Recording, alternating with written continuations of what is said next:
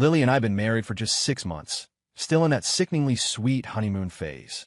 On a Friday night, while I was curled up on the sofa tweaking some architectural blueprints, my phone buzzed with a rapid series of vibrations. It was a text from my buddy, Josh. Bro, you need to see this? Below the text were several photos. I tapped to open them, and my blood instantly turned to ice. The photos showed my wife, Lily, playing some sort of intimate game with a man I didn't recognize. In one shot, his hand was wrapped around her waist, his face inches from hers. Instead of pushing him away, Lily was laughing, her body leaning into his. In another, the guy was feeding her something, their lips almost touching. It felt like someone had swung a sledgehammer into my chest. I couldn't breathe. What the hell is this? My hands trembled as I typed. Josh called immediately. Caleb, I just saw it. Chloe posted it on her Instagram story, some girls' night thing. She probably deleted it by now, but I screenshotted it the second I saw it. Chloe was Lily's maid of honor and best friend. I knew she never liked me. She always acted like Lily had settled by marrying me. Where are they? I asked through gritted teeth, my voice sounding foreign to my own ears. The Platinum Lounge. The usual spot. It looked bad, man. I had to send it to you. I hung up, my mind a chaotic mess. Lily had told me she was going to a girls' gathering tonight. She'd even kissed me before leaving, promising to be back by 10. I glanced at the clock. It was only 8:30. Taking a deep breath, I dialed Lily. It rang 5 or 6 times before she picked up. The background noise was deafening, heavy bass and raucous laughter. Hey, babe, what's up? Her voice was bubbly, clearly having the time of her life. Where are you? I tried to keep my voice steady, singing karaoke with Bella and the girls, just like I told you. As she spoke, I heard people jeering and cheering in the background. Who's there? Just the girls. Who else? Her tone shifted, becoming slightly impatient. Why? Is something wrong? I stared at the photo on my phone, the stranger's hand resting possessively on my wife's waist. I felt the blood rushing to my head. When are you coming home? Soonish. We're just going to hang out a bit longer. She dragged out the vowels, whining playfully, her usual trick to get her way. You go to sleep. Don't wait up. Love you. Before I could say another word, she hung up. I sat on the sofa, paralyzed. The apartment was terrifyingly quiet, the only sound my own ragged breathing. In 6 months of marriage, I had never doubted Lily. She was beautiful, lively, and loved to party, but I always thought she knew where the line was. I was an architect, often working late, but she never complained, always claiming to support my career. Was it all an act? My phone buzzed again. Josh, you okay, man? Need me to come over? I thought for a moment and replied, No, I can handle this. Send me every screenshot you got from that story. Who liked it? Who commented? Everything. Got it. Call if you need me. I set the phone down and walked into the bathroom, splashing ice-cold water on my face. The man in the mirror had red-rimmed eyes and a twisted expression I didn't recognize. Married only 6 months. Around 9:30, I heard the key turn in the lock. Lily hummed a tune as she walked in, cheeks flushed, clearly tipsy. Babe, you're still up? She looked surprised to see me on the sofa, then bounced over to hug me. I smelled the mixture of alcohol and cigarette smoke on her, along with a faint trace of men's cologne that wasn't mine. Have fun. I didn't hug her back. My voice was deadly calm. She finally sensed the shift in the atmosphere. Her smile faltered. Yeah, it was good. Just singing, some drinks. Bella broke up with her boyfriend, so we were cheering her up. Just girls. I stared into her eyes. She paused, her gaze flickering. Yeah, who else would be there? I unlocked my phone, pulled up the photos, and shoved the screen in front of her face. Lily's face went pale instantly. The alcohol seemed to evaporate from her system. Oh, who sent you these? So it's true. I felt my heart sinking into a bottomless pit. You're playing these kinds of games with other men? It was just for fun. Everyone was egging us on. I didn't want to be a killjoy. She rushed to explain. It's just a game, Caleb. We didn't actually do anything. Didn't do anything? I stood up abruptly, making her flinch. You let another man hold you like that? Face that close. That's your definition of nothing? Lily had never seen me this angry. Tears welled up in her eyes. I really was just playing along. Everyone plays like that. It's not just me. Everyone? Who else? She bit her lip, silent. Chloe started it? Who else? Bella? Zoe? I listed her clique.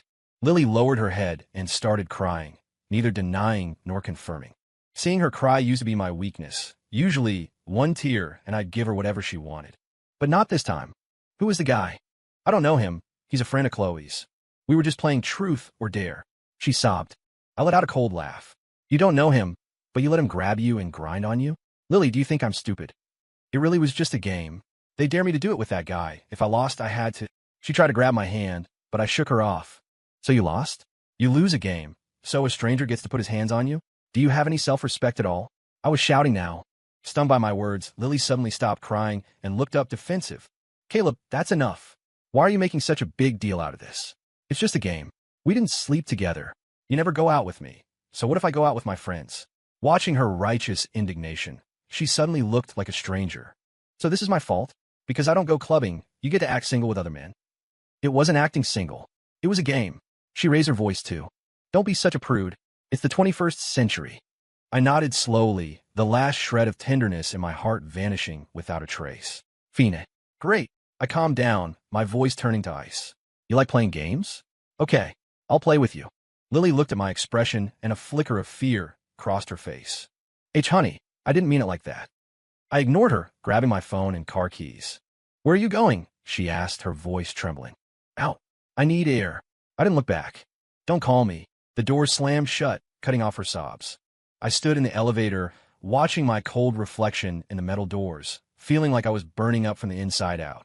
In the underground garage, I sat in my car, but didn't start the engine. In the dark, I opened my phone and looked at the photos again. Scrolling through them, Lily's laughing face, the man's hand on her, the crowd cheering in the background. I recognized several faces. Lily's entire squad. The most nauseating part was Chloe's caption on the story. Look how popular a Lily is, someone better watch out or he'll lose her. Followed by a string of laughing emojis. Under the post, Lily's friends had commented, Lily, live it up. You're the star tonight. Hot guy, hot girl. I candy. Someone's husband is going to be sleepless tonight. LOL. Reading the comments, I felt like every word was mocking me. 6 months of marriage. A joke. My phone rang. Lily. I ignored it and turned the phone off. Then I did something I had never done before. I contacted a private investigator. Josh had used him before and said he was solid. When the call connected, I was concise. I need to investigate a person and her social circle. Money isn't an issue. I want every detail. The dirtier the better. The PI asked for the basics and stated his rate. I agreed without hesitation. How soon can you start? I asked. Tomorrow, he said. Send me the info and photos. I'll get you a preliminary report ASAP. Hanging up, I took a deep breath and finally started the car. The engine roared to life. I ripped off my tie and threw it onto the passenger seat. The city neon flashed in the night, but all I saw was darkness. A game, huh? I thought. All right, let's play. I was going to show everyone that some games, even if you can afford to play them, you might not be able to afford losing. I didn't go home until the next morning. My eyes were bloodshot.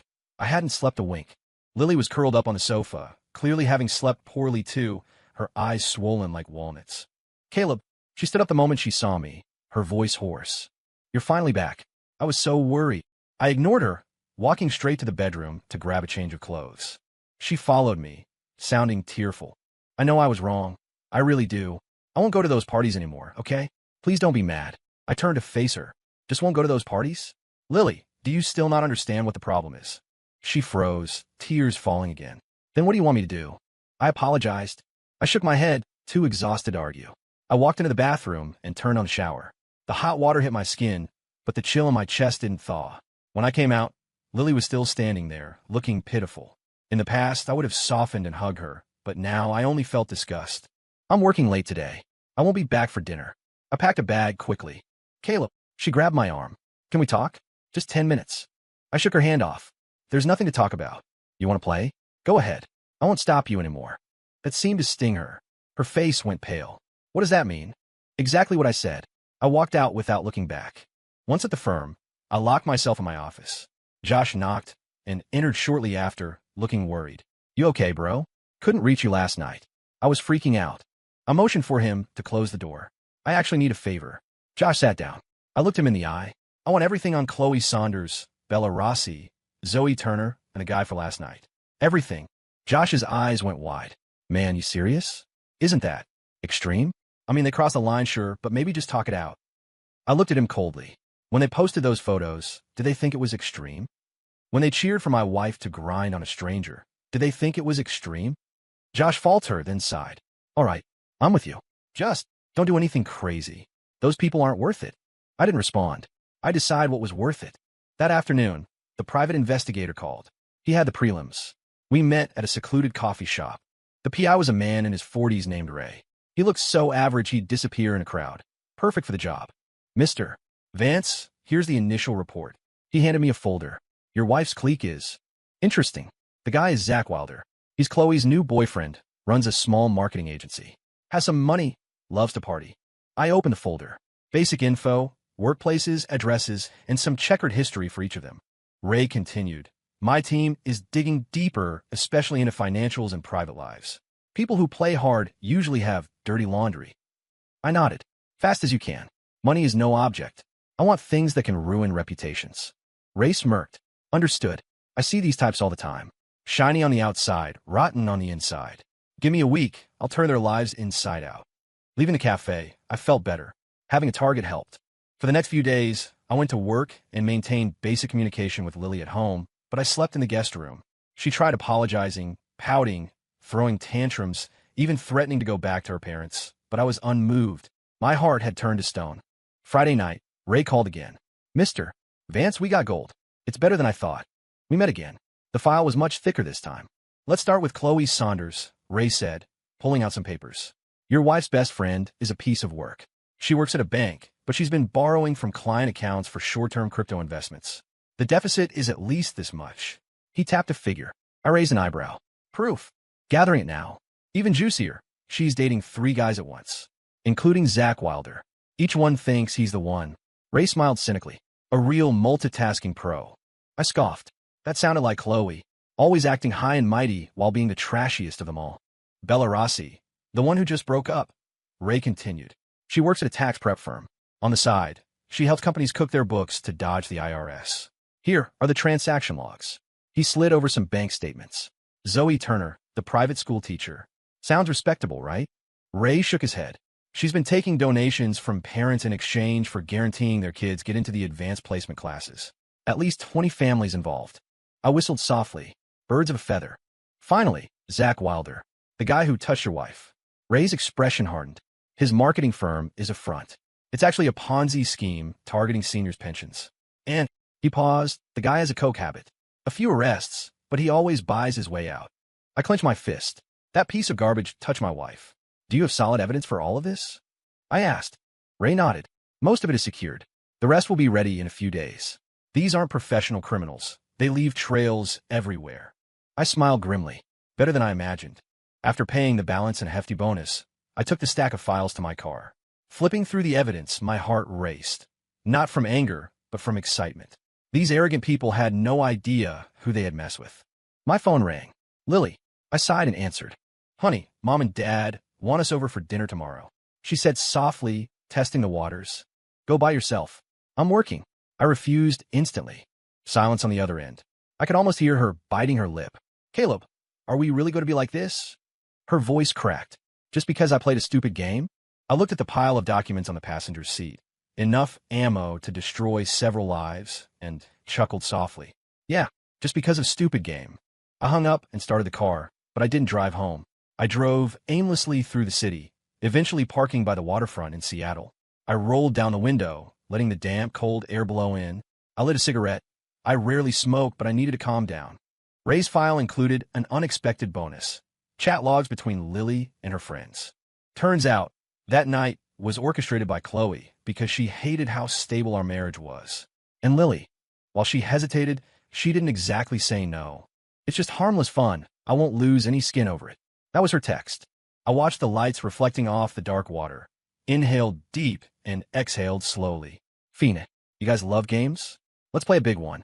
I stubbed out the cigarette and called Josh. I need a favor. Get a few guys you trust. I have a job for next week. Josh hesitated. Caleb, what are you doing? Don't do anything stupid. I laughed. Relax. It's all legal. Just helping society take out some trash. Hanging up, I felt a clarity I hadn't felt in 6 months. The game was just beginning. Monday morning, I was at the office, but my mind wasn't on design. My screen showed a detailed timeline. Target 1, Chloe Saunders. She was the opener for 2 reasons. She started this whole mess, and her crimes were the easiest to prove. At noon, I grabbed lunch with Josh. He looked worried, barely touching his food. Caleb, are you sure about this? I mean, teach them a lesson, sure, but ruin their lives? I cut my steak slowly. When they posted those photos, did they worry about ruining my marriage? But that's not the same. It is. I cut him off. Josh, if this is too much for you, back out now. I won't blame you. He was silent for a long time, then sighed. I'm with you. Just try not to. Go nuclear, okay? I smiled but promised nothing. 3:00 p.m. Ray called. Ready. Chloe gets off at 4. Hits the gym until 6. Boyfriend, and not Zach, is heading to her condo at 7. Perfect timing. You got the materials? I asked. Got cheating. Embezzlement evidence is enough for 10 years. The cheating evidence is spicy. Photos, texts. Ray paused. Want me to send them to the boyfriends? No. I'll handle that personally, I said. Just have the files ready. For 15 p.m. Confirmation. Chloe entered the gym. Josh and I drove to her complex. It was a high-end condo, apparently rented by one of her boyfriends. How do you have her address? Josh asked, surprised. Ray, I stared at the entrance. 5:30 p.m. I saw a familiar figure leave the gym. Chloe. She looked fit in her workout gear. Shame her heart was black. We watched her enter the building. Then I dialed one of the numbers Ray gave me. Chloe's boyfriend, a married entrepreneur named Mr. King. Mr. King, I have some information regarding your relationship with Ms. Saunders. I got straight to the point. The voice on the other end turned guarded instantly. Who is this? How did you get this number? Who I am doesn't matter. What matters is that your wife is about to receive a detailed report regarding your relationship with Ms. Saunders, including photos and Venmo history. I spoke calmly. Unless you do me a small favor. Silence on the line. I could practically hear his brain misfiring. What favor, he finally asked, voice low. Simple. Ms. Saunders has been playing some games she shouldn't have, with people she shouldn't have. You just need to go to her place right now and tell her you know everything about the other 2 boyfriends and the embezzlement. A sharp intake of breath. She has other men? Embezzlement. I'm sending the details to you now. You have 30 minutes to decide. If you don't cooperate, your wife gets the dossier in an hour. I paused. If you do, your secret dies with me. I hung up before he could respond. Josh stared at me, jaw dropped. Caleb, that is brutal. I smirked. Just warming up. 6:00 p.m. sharp. A black Mercedes screeched to a halt at the gate. A middle-aged man stormed out and headed for Chloe's building. Mr. King. 15 minutes later, my phone rang. Chloe's number. I ignored it. Then King called. I did it. She panicked. Are you happy? Very. Your secret is safe. I hung up. 6:40 p.m. Boyfriend 2, a young trust fund kid, showed up. Clearly, Chloe had called for backup. Perfect timing. I dialed boyfriend 3, Zach Wilder. Mr. Wilder? Care for a show. I didn't wait for him to speak. Your girlfriend Chloe is currently with another man at her condo. The address is... Zach cursed. Who the hell is this? A concerned citizen. Better hurry, or the show's over. I hung up. 7:00 p.m. Zach's car came tearing down the street. He charged into the complex like a raging bull. Let's go. Showtime, I told Josh. We slipped into the building with a resident and stood down the hall from Chloe's unit. We could hear screaming and crashing coming from inside. Suddenly, the door flew open. Zach was dragging the trust fund kid out by his collar. They were swinging at each other. Chloe, in pajamas, was shrieking, trying to pull them apart. Neighbors were opening doors, phones out, recording. Right then, I made an anonymous call to the police reporting a domestic disturbance and drug possession at that address. Ray had told me Zach often brought coke to Chloe's. Police arrived within minutes. The scene was chaotic. While separating them, officers spotted the white powder on the table, Zach's stash. As the cuffs clicked on, Zach screamed, pointing at Chloe, "It's her. It's all hers. She stole money from the bank, too. I have proof." Chloe's face went paper white. Josh and I slipped away back to the car. "Oh my God," Josh muttered. "You literally orchestrated perfection." I finished starting the engine. My phone buzzed. Ray, Chloe's bank received the anonymous tip. Internal Affairs initiates the audit tomorrow morning. I smiled. On the drive home, Lily called, sounding frantic. "Caleb, something huge happened. Chloe got arrested. They're saying she stole money and had drugs." "Really?" I feigned shock. "That's terrible. I guess you really never know people." Lily rambled on about details, but I tuned her out. Hanging up, I watched the city lights blur past, feeling a sense of release I hadn't felt in ages. Target 1 down. Tomorrow, Bella. I arrived at the office the next day in a great mood, even humming. Colleagues were surprised. I've been a storm cloud for weeks. At lunch, I met Josh on the roof. "Today's target is Bella," I said. "Her career at the tax firm ends today." Josh looked like he hadn't slept. "Caleb, I had a nightmare that Chloe jumped off a building." Are we taking this too far? I stared him down. Did she think it was too far when she stole people's savings? When she juggled 3 men for cash? Josh went silent. I patted his shoulder. They aren't innocent victims, Josh. I'm just pulling back the curtain. I handed him a flash drive. This contains the evidence of Bella cooking the books. I need you to anonymously mail it to her firm's partners and the implicated client companies. Josh took the drive, hand trembling slightly. Why mail it to the companies? Can't we just report her? I smiled. Because the business owners aren't saints either. Watching them turn on each other is the fun part. Josh took a deep breath. Got it. 2:00 p.m. Ray called. Bella called in sick today. Probably terrified after the Chloe news. Good thing she's home. Makes it easier. How are the business owners reacting? I asked. Panic mode. Mr. King, from last night, thinks Bella leaked the info on Chloe to deflect. He's looking for a scapegoat. I laughed. Better than planned. 3:00 p.m. Josh confirmed the drive was sent. I used a courier service. It'll get there today. 4:00 p.m. I sent anonymous emails to the business owners implicated in Bella's fraud, hinting that Bella was cutting a deal with the IRS and planning to pin it all on them. The effect was instantaneous. Ray called shortly after. Several angry clients are heading to Bella's apartment. It's getting tense. Want visuals? Absolutely, I said, especially if things get physical. 5:30 p.m. Josh ran in my office, out of breath. Caleb, it went bad. Bella's place got trashed. She's in the hospital. I raised an eyebrow. Serious?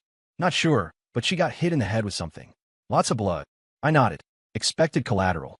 Lily called again, sobbing. Caleb, it's a nightmare. Bella is hurt. Someone smashed up her apartment. 2 of my best friends in 1 week. Really?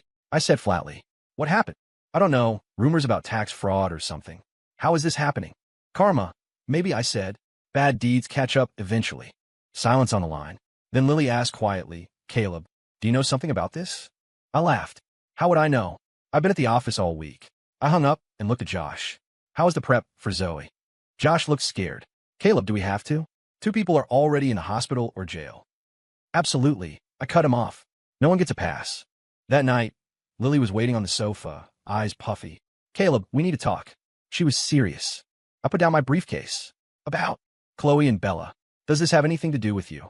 She looked me in the eye. I chuckled. Me? Do I control the IRS? Do I command thugs? Lily bit her lip. But ever since that night, everything is falling apart. It's too coincidental. I stepped closer. So you'd rather believe I'm some mastermind villain than accept that your best friends are criminals getting what they deserve. She faltered, looking away. I sneered and walked toward the study. Don't forget, these are the friends who cheered you on while you ground on a stranger. Are they really worth defending? Lily stood silent. I slept in the study. In the middle of the night, I got up for water and heard Lily on the balcony, whispering in her phone. Zoe, you have to be careful. I don't know, but it feels wrong. Yeah, stay home. Maybe take leave from school. I retreated into the shadows, smiling coldly. Warning Zoe. Too little, too late. Early the next morning, Ray sent an update on Zoe. She called in sick, hiding at home, but the parents she scammed are already organizing on Facebook. I replied, throw some gas on it. Leak her address and phone number. 30 minutes later, Ray called. Angry mob of parents is heading to her house. Want photos? Of course, I said, especially the shouting matches. At noon, Josh found me, face pale. Zoe is barricaded in her house. Police are there. She's being taken in for questioning. The school board just suspended her. I nodded with satisfaction. Good. Did you contact the district? Anonymous packet delivered. Bank transfers, parent testimonies. Josh's voice was low. She'll never teach again. I patted his shoulder. Good work. The kids are safe from her now. Josh looked at me, eyes complicated. Caleb, we're getting scary. I smiled. No, I'm just getting clear. That afternoon, Lily called, practically hysterical. Zoe is done too. All 3 of them in 1 week. Caleb, this has to be you. I answered calmly. Evidence? Without it, that's slander. Are your friends in trouble for things they didn't do? Did I force Chloe to steal? Did I force Bella to cook books? Did I make Zoe take bribes? Only sobbing came from the other end. I softened my tone slightly. Lily, wake up. These people aren't your friends. Real friends don't encourage you to ruin your marriage for a laugh. But that night, I was just drunk. I didn't mean to. The problem isn't that you were drunk, I interrupted. It's the company you keep. Now, they're facing the consequences and you're blaming me. She had no answer and hung up. I stared at the phone, feeling nothing. 1 target left. Zach Wilder, the man who put his hands on my wife. I called Ray. What's the status on Zach? In custody, but likely to make bail soon. His fraud history is dug up. Plenty of victims. Not enough, I said. I want him buried. Ray chuckled darkly. Thought so. I found a few families he destroyed. They're willing to testify publicly. Also, bonus round. He's linked to an underground money laundering ring. Perfect, I said. Compile it. I want a surprise party for him the second he steps out on bail. I hung up and stood by the window, watching the storm clouds gather over Seattle. Just like my revenge, the climax was approaching. Zach made bail a day early. Ray tipped me off immediately. He's heading to his office around noon tomorrow to shred documents, Ray said. Some investors heard rumors and are looking for him. Are the victims' families ready? I asked. Yes. An elderly couple. He scammed their life savings. 80 grand. Their son is flying in tonight. Media. 2 papers and a local TV station. They'll be passing by. I had an idea. Does Zach have staff left? A few oblivious ones. Find a way to warn them not to come in tomorrow, I said. They don't need to be caught in the crossfire. Mr. Vance, what are you planning? Just a little welcome back party. I called Josh. One last favor. Josh sounded exhausted. Caleb, is this ever going to end? Zach is ruined already. Not enough, I said icily. He touched my wife. Remember? Silence. Pick up 2 people tomorrow noon. Drive them to Zach's office. Drop them off. Then you're done. That's it. That's it. Next day noon, I sat in a cafe across from Zach's office building. Ray had set up a fake client meeting for me nearby, giving me a perfect alibi. 11:50 a.m. Zach's car pulled in. He looked rough, but still walked with that arrogant swagger. 12:10 p.m. Josh's car arrived. An elderly couple got out. Josh pointed at the entrance, and they hobbled toward the building. 12:20 p.m. Ray texted, reporters in position. 12:30 p.m. The chaos began. Shouting erupted from the lobby. People in business suits ran out. Then Zach burst through the doors, the elderly couple clinging to him. The woman held his sleeve. The man waved a cane. Give us back our money. Thief. Our retirement. The woman's wails cut through the street noise. Zach tried to shove her away. Get off me, you crazy hag. Security. The reporters, disguised as bystanders, swarmed in, cameras rolling. The crowd grew. Zach panicked, trying to force his way to his car, but the couple held on with death grips. Suddenly, a sedan screeched to the curb. A middle-aged man jumped out, the son. You're the bastard who robbed my parents? He grabbed Zach by the collar. It devolved instantly. Shoving, punches, screaming. Security arrived, but couldn't stop it. Sirens wailed in the distance. As police cars converged, I stood up, left cash on the table, and walked out. I glanced back one last time. Zach pinned on the pavement in cuffs, the old couple weeping in their son's arms, cameras flashing. Perfect. I got in my car. Lily called, voice trembling. Zach, the guy from that night. The police just tackled him outside my building. Everyone saw it. Wow, I said. What happened? They say he stole money from old people.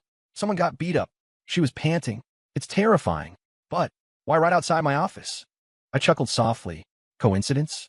Or maybe fate? Silence. Then a whisper. Caleb, I'm scared. Everyone involved that night is gone. Am I next? I started the car. You're my wife, Lily. I'll protect you. It sounded like comfort, but we both heard the threat underneath.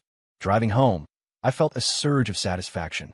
I found myself humming along to the radio. Ray called. It's done. Bail revoked. He assaulted a victim's family on camera. He's done. Press. Evening news. I made sure they mentioned his connection to Chloe and the party lifestyle. Ray paused. Left your names out of it, of course. Good. Double payment is on the way. Pleasure doing business, Mr. Vance. Scum like that needs taking out. I hung up and dialed back. The photos from that night. Are they all gone? Scrubbed. I can double check. Do it. I don't want a single pixel of that night left in existence. When I got home, Lily was pale, sitting on the sofa. She jumped up when I entered, fear in her eyes. You didn't go to work? I asked casually. I couldn't. Not after seeing that. She bit her lip. Caleb, tell me the truth. Did you do this? I dropped my keys. If I said yes, what would you do? Call the cops. She took a step back. I laughed and walked to the kitchen. I'm kidding. I'm an architect, Lily, not a mob boss. Just a run of bad luck. But the fear didn't leave her eyes. That night, the local news covered Zach's arrest. The reporter detailed the fraud, the assault, and ended with, suspect is also linked to illicit parties involving drugs and questionable conduct. Lily dropped the remote. Questionable conduct? Her voice went shrill. It was just a party. I raised an eyebrow. Just a party where you grind on strangers. She stared at me, realization dawning. It was you. You told the press that. I shrugged. I don't know any reporters. Lily bolted to the bedroom and locked the door. I stayed on the couch, watching the news, feeling incredibly light. My phone buzzed. Josh, it's done, bro. I'm out. Saw the... I replied. Understood. Thanks. You're clear. I closed my eyes. 4 targets, neutralized. But why did I feel like something was missing? All right. The enablers. The audience. The ones who laughed. The game wasn't over yet. Saturday morning. Lily was already up, making breakfast, a rare sight lately. Morning, she whispered, avoiding eye contact. Morning. I sat down, scrolling through news on my phone. Zach was front page local news. Comments were tearing him apart. Coffee. She placed a mug in front of me, hand trembling. What's the plan for today? I asked. Cleaning, maybe, she stammered. I nodded and finished my coffee. I'm heading out. I want to meet Ray one last time. The main targets were down, but the extras needed addressing. Ray handed me a thinner folder. These are the hangers-on, the ones who cheered. I flipped through it. 5 or 6 people. Any dirt. Always. This guy takes kickbacks. This girl sells counterfeit purses online. This one has a DUI warrant in another state. Good enough, I said. How do you want to handle it? Anonymous tips. No need for the theatrics this time. Ray nodded. I paid him the final balance. Thanks, Ray. He pocketed the check. Mr. Vance, if I may ask, your wife, what's the plan there? I stared at him. Meaning, she agreed to the game. Ray said simply, she was a participant. I paused. She's different. She's mine. I handle her my way. Ray nodded and left. I didn't go straight home. I bought tiramisu, Lily's favorite, a strange conflict warred in me. The urge to punish her versus the urge to protect her. When I got home, Lily was on the phone. Mom, it's fine. Just some friend drama. No, Caleb is great. She hung up quickly when I entered. Who was that? My mom. She saw the news. I held up the cake box. Tiramisu. She looked shocked. That afternoon, we watched a movie. It was awkward, a wall of ice between us. Halfway through, Lily paused it. Caleb, we need to talk. I gestured for her to continue. I know you did it, she said, voice steadying. I don't know how, but it's too precise to be an accident. I stayed silent. I admit I was wrong that night. Horribly wrong. And maybe they deserved it. She paused. But I'm terrified. What are you going to do to me? Looking at her fear, I felt suddenly exhausted. You're my wife, I said. I won't hurt you. But I hurt you. Tears fell. I saw your face when you looked at those photos. I'll never forget it. I said nothing. The image was burned into my brain, too. I regret it every day, she sobbed. Not because I got caught, but because I broke us. I reached out and wiped a tear from her cheek. We both froze at the contact. We need time, I said. Maybe a lot of it. She nodded. I'll wait. Sunday morning, Josh called. Caleb, Chloe is in the ER. Suicide attempt. I sat up. When? Last night. Pills. She's critical. Josh sounded accusing. We pushed her too far. We didn't force the pills down her throat, I said coldly. But if she hadn't stolen money and cheated on 3 men, would we be here? I cut him off. Choices have consequences. Josh breathed heavily. Which hospital? I asked. I got dressed. Lily woke up. What's wrong? Chloe tried to kill herself. Lily turned white. Oh God. I'm going to check. I'm coming too, she said. At the hospital, Bella, bandaged head, and Zoe, looking haggard, were waiting outside the ICU. They glared at me. Here to gloat. Bella spot. I ignored her and asked the nurse. Critical, but stable, she said. Lily started crying. Zoe hugged her. The doctor came out. Family. Friends, Bella said. She's stable. But the doctor hesitated. She was pregnant. About 4 weeks. She lost it. Silence engulfed the hallway. Lily gripped my arm. Pregnant? Whose? King's? Zach's. The trust fund kids. Looking at the closed doors, doubt finally crept in. Did I go too far? But I shook it off. They planted the seeds. They ate the fruit. Still, seeing Lily's face, I knew the shadow of this night would hang over us forever. Was I winning or losing? Chloe survived, but was transferred to a psych ward.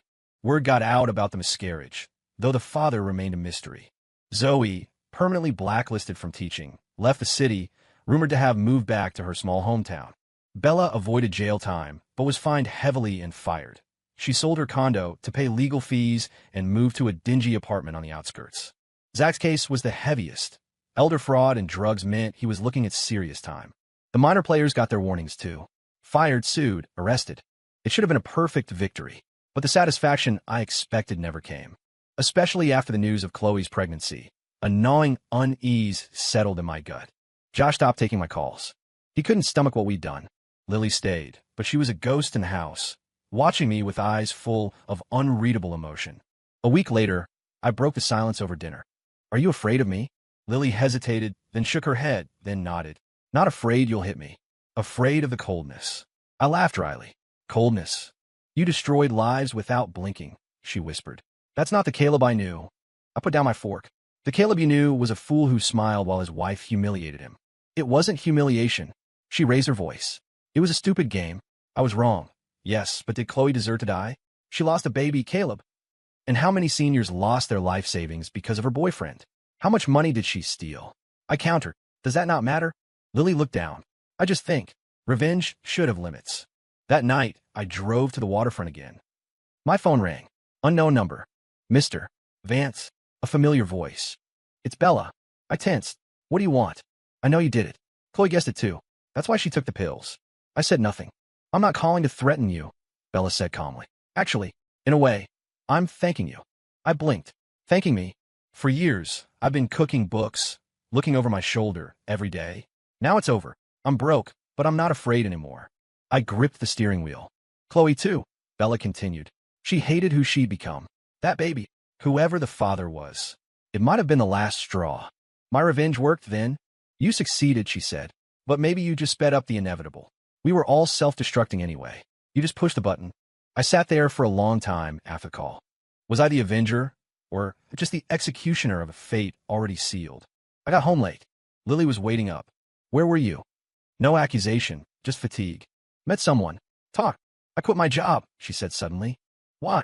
That environment. Those people. I can't be there anymore. I want a fresh start." I nodded slowly. "I've been thinking," she said, voice trembling but firm. "I have no excuse for that night. But your revenge. It showed me how scary hate can be." She looked at me.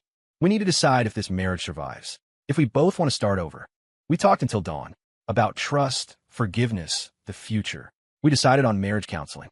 But I knew something had shifted permanently. The next day, I visited Chloe at the hospital. She sat in a wheelchair, staring out the window, looking hollow. "I'm just checking in," I said. She turned slowly, a bitter smile on her pale face. "Happy now, Mr. Architect." I didn't answer. "The baby was Zach's," she said softly. "Funny, right? Trash like me actually thought about keeping it to turn my life around." My throat tightened. "You won," she said, turning back to the window. "But tell me, do you sleep well? Knowing you almost killed 2 people." That question haunted me. I didn't sleep that night. At 3 a.m., I went to the study, took out every file, photo, and note related to the revenge. I burned them in a metal bin, watching the flames eat the hate. Lily appeared at the door, watching silently. When the last ember died, I looked at her. "It's over." Tears filled her eyes. "Can it really be over?" I didn't know. The high of revenge was short, the cost was long. But maybe, just maybe, we could build something on the ashes. I took her hand. She flinched, then held on. Counseling was brutal. Dr. Evans, our therapist, didn't pull punches. "Caleb, do you think destroying others fixes the trust in your marriage?" "No, I admit it, but it made me feel like I wasn't helpless." "Lily, how do you see him?" "I hate what he did, but I feel like it was deserved. Mostly, I'm scared of the stranger he became." "Fear kills trust," Dr. Evans said. "You have to remove the fear." Weeks passed. It was like debriding a wound, painful, bloody, necessary. I learned to voice hurt instead of rage. Lily learned accountability. Nightmares plagued us both. I saw Chloe's face. Lily dreamed of my cold stare.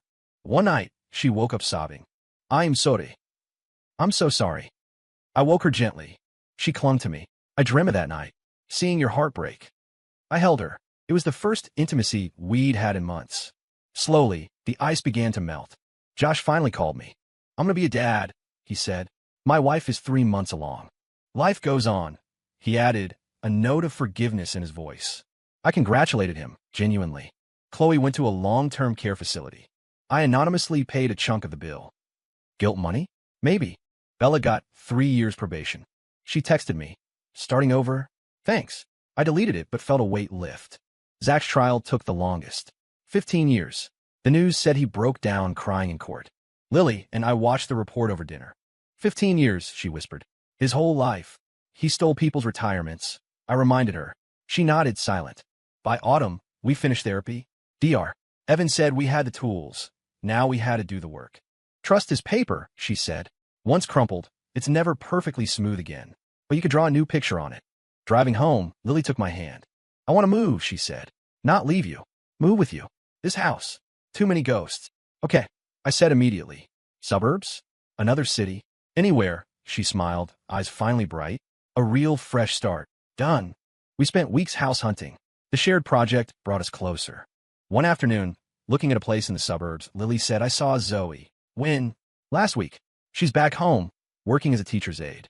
Pay is terrible, but she looked peaceful. I didn't know what to say. She told me to tell you thanks, Lily said. She said the wake-up call stopped her before she did something worse. I shook my head. I don't need thanks. But she needed to say it. That night, we signed for a new house. It had a garden and tons of light. I want a baby, Lily said suddenly as I signed the papers. I looked up stunned. Not today, she added quickly, but when we're stable. I hope someday we can be parents. Better parents. I hugged her, feeling warmth I hadn't felt in a year. Before the move, I visited Chloe one last time. She looked better. You came, she said. I'm moving, I told her. To the suburbs? She guessed. Good for you. Are you okay regarding the bills? Friends chipped in, and I know about your anonymous donation, she smiled faintly. Bella told me. You aren't totally heartless. I hated you, I said honestly. I know, but now, thanks. If not for you, I'd still be drowning. Can you and Lily make it? She asked as I left. We're trying. Good luck. Driving home, I felt peace. Real peace. Lily was packing books when I got back. She held up our wedding album. Can we ever get back to this? I took the album. Not exactly this. Maybe something better. She leaned on my shoulder. Outside, the sun set on our old life. Tomorrow, we ran toward the new one. In the ashes, we found a spark. Move-in day was crisp and clear. Josh came to help, seeing me for the first time in months. You look good, he said, smiling. You too, Dad-to-be. Lily smiled at the mention of the baby. The new house was smaller, but free of memories. Fresh start, Lily said, standing in the empty living room. I hugged her from behind. Like it, love it. She turned and kissed me. Our first real kiss. That night, amidst boxes, we ate takeout pizza. To new beginnings, she toasted with a beer. To us. Tipsy, she asked the question I feared.